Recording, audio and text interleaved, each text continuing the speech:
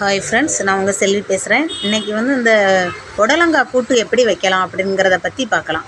புடலங்காய் கூட்டு வைக்க தேவையானது ஒரு வெங்காயம், மிளகாய், உங்களுக்கு தேவையான காயை அளவு காய் வாங்கிக்கோங்க.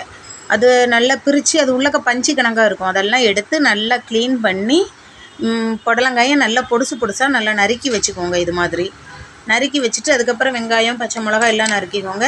தேங்காய், சீரகத்தையும் நல்லா மிக்சியில் கொஞ்சம் நரன்னு அரைச்சி வச்சுக்கோங்க. எப்பவும் போல் நம்ம தாளிப்போம்ல, அது மாதிரி கடுகு, மிளகாய், வெங்காயம் போட்டு நல்லா தாளிச்சிக்கோங்க.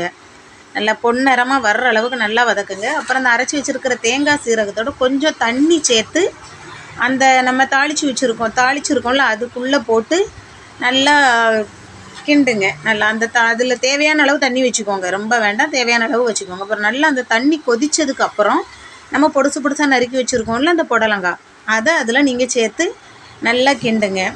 நல்லா வேகட்டும். கூட கொஞ்சம் தண்ணி ஊற்றிக்கோங்க. அதையே நம்ம சாப்பாட்டில் வச்சு சேர்த்து சாப்பிட்ற அளவுக்கு உங்களுக்கு எவ்வளோ தேவையோ அப்படி வச்சுக்கோங்க.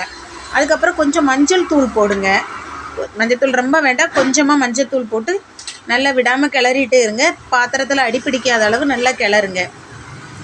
நல்லா கிளறிட்டே இருந்து நல்லா கொதித்ததுக்கப்புறம் அந்த மஞ்சள் வாடை, தேங்காய் சீரகத்தோட பச்சை வாடை போகிற அளவு நல்லா கொதிக்க வச்சு இறக்கிக்கோங்க. இறக்கி நமக்கு சாதம் ரெடி பண்ணி அதில் சூடாக இதை மட்டுமே குழம்புன்னு தனியாக எக்ஸ்ட்ரா ஒன்றும் இல்லாமல் இதை வச்சு பிசைஞ்சு சாப்பிடலாம். ஏன்னா இது அதிக நீர்ச்சத்து உள்ளதுனால உடம்புக்கு ரொம்ப நல்லது. அதனால் இதை நீங்கள் கண்டிப்பாக வீட்டில் ட்ரை பண்ணி பாருங்கள். ட்ரை பண்ணி பார்த்துட்டு எனக்கு கமெண்டில் சொல்லுங்கள். Okay, thank you friends, thank you.